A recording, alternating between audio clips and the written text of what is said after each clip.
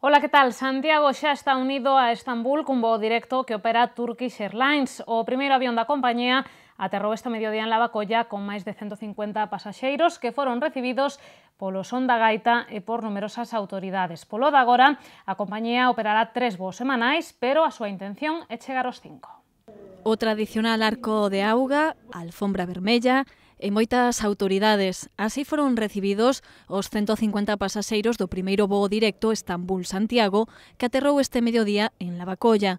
Compostela será a quinta cidade española a que voe a que foi considerada a mellor aeroliña europea nos 2 últimos anos. En principio haberá 3 frecuencias semanais, pero a intención é incrementalas. Bu bağlamda Tres vuelos semanales, los martes, los viernes y los domingos entre Santiago de Compostela y Turquía. Con el tiempo, con el aumento de pasajeros que tengamos, vamos a aumentar la frecuencia que vamos a tener en parte de vuelos. A chegada do primeiro avión de Turkish Airlines a Lavacolla asistiron a directora xerente de Turgalicia, Carmen Pita, e o alcalde de Santiago, Ángel Currás. Os dous coincidiron en que o desembarco da compañía turca en Lavacolla é unha boa noticia non só para Compostela, senón pro conxunto da comunidade. Un amplio abanico de posibilidades para el sector turístico gallego y que nos darán la oportunidad no solo a los gallegos de conocer nuevos destinos y de establecer relaciones económicas o comerciales con nuevos mercados, sino también a Galicia como destino turístico de darse a conocer a los viajeros procedentes de esos nuevos mercados. Es el aeropuerto central de Galicia. Es el aeropuerto de referencia de toda Galicia. Su compañía, de Turkish Airlines, abre un horizonte nuevo para nuestra ciudad, pero también para toda la comunidad autónoma gallega.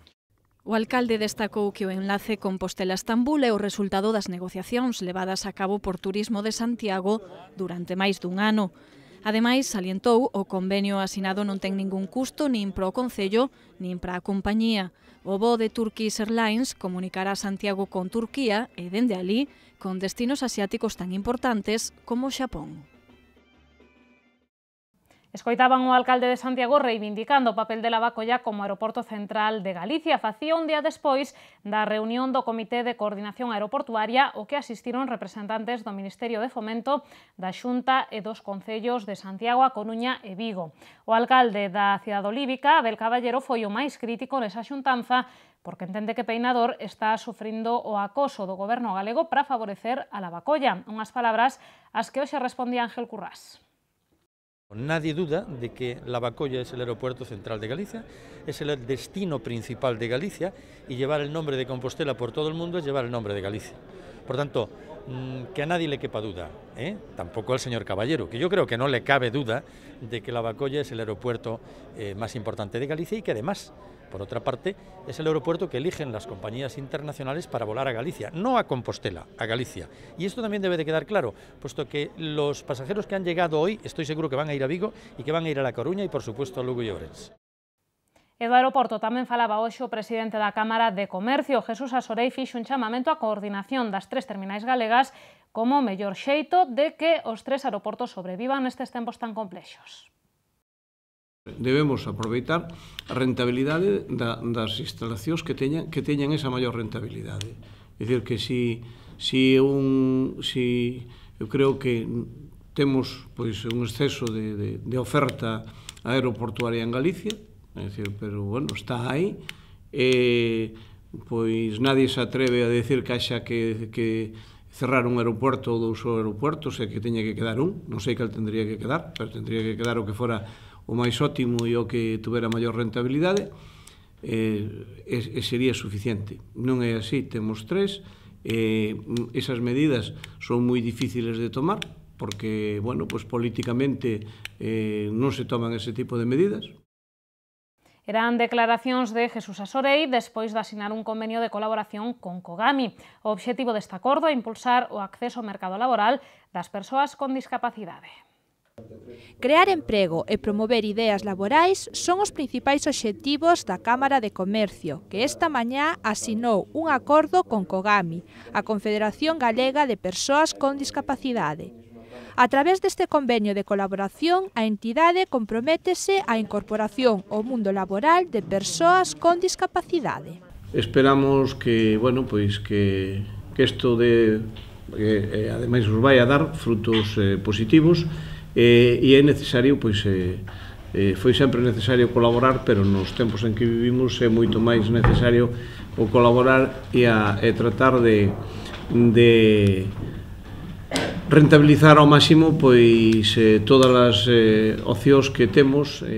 A Cámara informará ás empresas de como deben facer para contratar a persoas con discapacidade.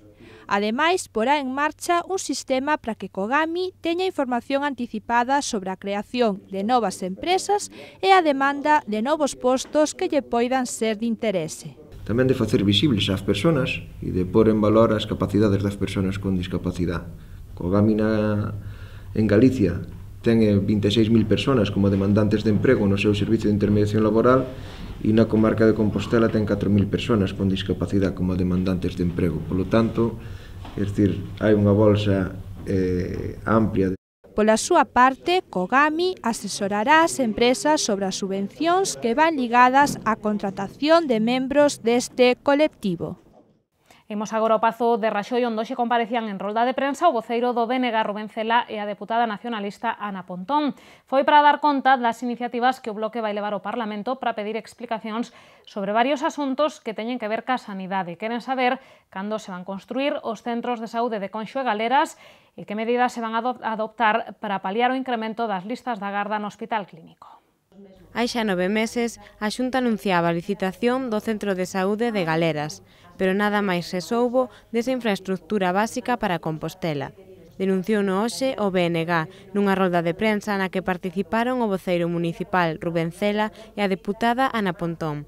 Os nacionalistas están aínda máis preocupados polo ambulatorio de Conxo. Hai dous aspectos que nos preocupan sobremaneira, non? Por unha parte, a execución das infraestructuras sanitarias comprometidas ca nosa cidade e nomeadamente pois que o que está a acontecer co Centro de Saúde de Galeras e co Centro de Saúde de Conxo e por outra banda pois falará tamén a compañera Ana Pontón doutro tema que nos preocupa e moito como son as listas de espera, non? E sobre todo pois da maquillaxe que existe no caso concreto das listas de espera de Santiago e o caso concreto tamén do peche de camas en período non estritamente estival.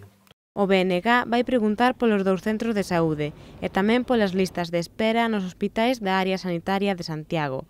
A deputada Ana Pontón sostén que os datos que facilita a Consellería están maquillados e asegura que hoxe esperan por unha intervención cirúrxica case 1.200 persoas máis que hai 4 anos. Segundo a parlamentaria, actualmente contanse máis de 30.000 persoas en lista de agarda. Vamos a seguir defendendo no Parlamento galego a construción do Centro de Saúde de Conxo e ao mesmo tempo exixir explicacións sobre o Centro de Saúde de Galeras. Recordábase aquí xa como este centro foi anunciada a súa licitación en múltiples ocasións, a última en plena campaña electoral. Outro problema que destacou o BNG é que a xerencia do Hospital de Santiago incrementou o período durante o que as camas están pechadas durante o verán. Segundo dixeron, isto non fai máis que incrementar as listas de agarda e a atención sanitaria verase resentida. A Arquidiócese de Santiago conta neste ano 2013 con un orzamento de case 21 millóns de euros, 3,5 millóns de euros menos que o ano pasado. Unha baixada que non é real, senón que en boa parte responde á entrada en funcionamento da Fundación Catedral, que asumiu parte das funcións e dos gastos que antes eran incluídos nos presupostos diocesano. O que sobe un 1,5% é a partida destinada a actividades pastorais e asistenciais. Aproveitando a presentación das súas contas, a Arquidiócese fixo un chamamento aos cidadáns para que marquen na casiña da Igrexa na declaración da renta. O orzamento da Arquidiócese de Santiago para 2013 baixou un 14,4% con respecto a 2012, ata quedar en case 21 millóns de euros. As contas foron presentadas hoxe polo ecónomo diocesano Dictino Maceira, que explicou que a baixada ten que ver ca creación da Fundación Catedral, que asumiu parte dos fondos que antes se incluían nestes presupostos. No capítulo dos gastos, a Arquidiócese salienta que a partida de actividades asistenciais medrou un 1,5%, seguindo as directrices do propio arcebispo Monseñor Julián Barrio. Serán 3.200.000 euros para atender os máis necesitados. Esta partida constituye, digamos, la prioridad de aplicación para el presente ejercicio, porque supone el aplicar fondos allí donde la gente más lo necesita, como son las actividades asistenciales, con todo el tema de las cocinas económicas, de una serie de entidades que atienden esas primeras necesidades. A Arquidiócese destinará case 4,5 millóns de euros a retribucións do clero e preto de 2 millóns a retribucións do outro persoal.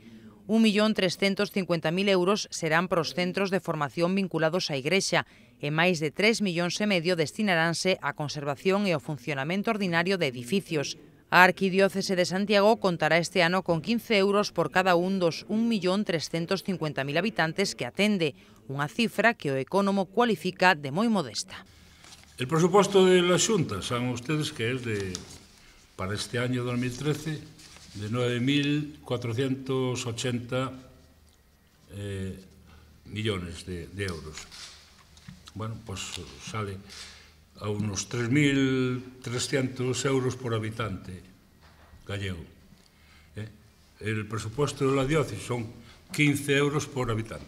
Hombre, la diócesis no tiene que pagar la educación de todos los niños, ni tiene que pagar la sanidad, ni tiene tal, pero sí bautiza normalmente a casi todos los niños, entierra a todos la mayoría de los que se mueren, en fin, tiene unas funciones también que inciden en lo que es en la sociedad civil. En canto aos ingresos da Arquidiócese, o 40%, 8.250.000 euros, proceden das aportacións voluntarias dos fieis a través de colectas ou doazóns. Case 6 millóns de euros proceden da parte que lle corresponde a Santiago polos ingresos que ten a Conferencia Episcopal polo IRPF. Por certo que a Arquidiócese fixo un chamamento aos cidadáns para que marquen a cruz da Igrexa nas súas declaracións da renda. O ano pasado fixérono o 27% dos habitantes da Arquidiócese, fronte á media estatal do 35%. En Hostal dos Reis Católicos presentábase este mediodía os novos espazos gastronómicos dos paradores galegos. Trátase dos chamados enxebres, establecementos que ofrecerán tapas e racións como alternativa ao comedor tradicional. A presentación asistiu o presidente da Xunta. Enxebres é a aposta dos paradores galegos para adecuarse ás demandas actuais dos clientes e ofrecer uns prezos máis accesibles, pero sen perder a calidade propia da rede. A presentación destes novos espazos gastronómicos congregou no Hostal dos Reis Católicos a numerosas autoridades, como o presidente da Xunta, a presidenta de Paradores e a secretaria de Estado de Turismo. Isabel Borrego salientou que os enxebres porán en valor a gastronomía, que xa é un dos principais atractivos turísticos de Galicia. Y si hablamos de paradores, más del 50% de la actividad de la empresa está ligada a la gastronomía. Nuestro objetivo debe ser el nuevo turista, el que ya no busca unas vacaciones en paquete, sino que nos llega en busca de experiencias, quiere impregnarse de nuestra forma de vivir, de nuestras costumbres, tradiciones, historia y gastronomía. O presidente da Xunta aproveitou o acto para agradecer que en plena crise todos os paradores galegos sigan abertos e se construa o de Muxía. Alberto Núñez Feijóo recoñeceu que os actuais dirixentes da rede herdaron unha situación complicada, con máis de 140 millóns de débeda, e por iso aplaude que asuman o compromiso de facer unha empresa pública eficiente. O mandatario galego tamén apostou por ofrecerlles aos turistas o que máis demandan, a nosa gastronomía. Vamos a seguir en esta legislatura trabajando en el sector del turismo. ¿Por qué? Porque es el 11% de nuestro Producto Interior Bruto, porque trabajan 100.000 personas en el sector y porque es una industria que no contamina. Es la industria verde por excelencia. Os Enxebres ofrece unha cociña posta ao día polos seus restauradores, mediante a actualización das elaboracións e presentacións. Todo isto con produtos da terra que irán acompañados dunha selectiva adega con todas as denominacións de orixe de Galicia. Para promocionalos, créase o pasaporte Enxebre, co que se obterá un menú gratuito cando se acumulen 7 selos. E regresamos ao Pazo de Raxoi para contarlles que o Concello conta dende hoxe co seu patrimonio cun cadro do pintor compostelán Segundo Evia. O fillo do artista fixolle entrega da obra o alcalde Ángel Currás. Trátase dunha acuarela que recolle un lugar moi próximo ao Concello, a Praza da Inmaculada. O alcalde agradeceu a doazón e lembrou que o consorcio rendiulle homenaxe a Segundo Evia hai algo máis dun ano, publicando as súas principais obras nun volume titulado Santiago Monumental, apuntamentos de Segundo Evia. O pintor naceu en Pontevedra en 1919, pero estivo boa parte da súa vida en Compostela, onde foi presidente da Cámara de Comercio. Na súa traxectoria figuran exposicións nas principais cidades galegas e tamén en Barcelona, Madrid, Lisboa, Braga, Osaka, Luxemburgo ou Bruxelas. Repasamos de seguido a nosa axenda cultural na que, como sempre, lles achegamos interesantes propostas para o seu tempo libre.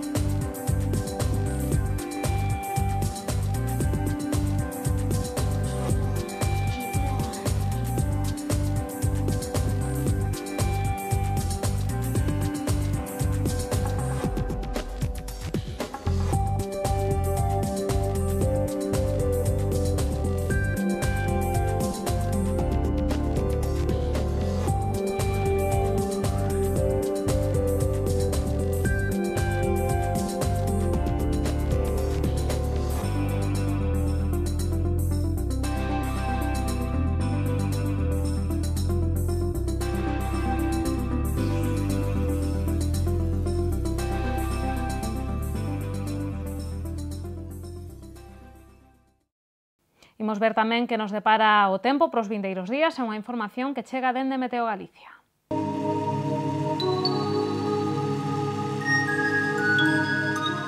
Pedras de Santiago ofrécelle a información do tempo.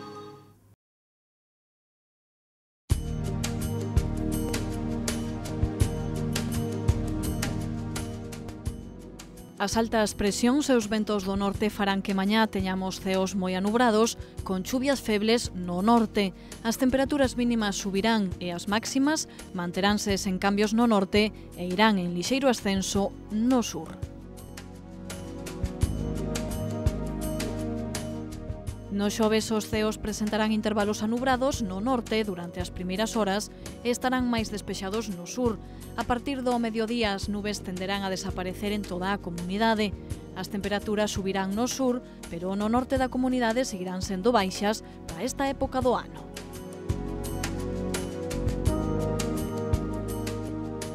Pro venres agárdanse ceos pouco anubrados e ventos do norte, que serán frouxos nas primeiras horas e moderados pola tarde. As temperaturas mínimas non cambiarán e as máximas baixarán de xeito moderado.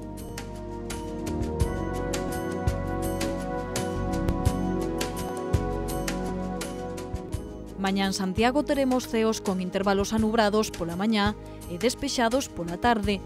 Os ventos serán moderados do nordés pola mañá e do norte pola tarde. As temperaturas máximas non cambiarán, pero as mínimas subirán de xeito moderado.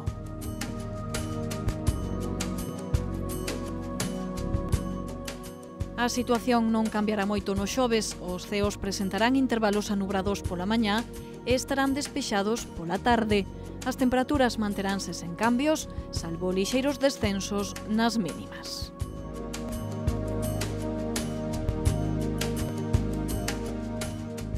Pro venres agárdanse ceos con algunhas nubes pola mañá e completamente despexados pola tarde.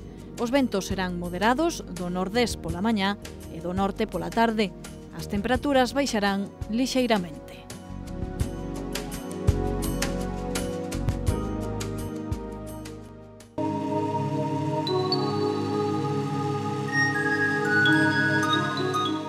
Pedras de Santiago ofreceulle a información do tempo.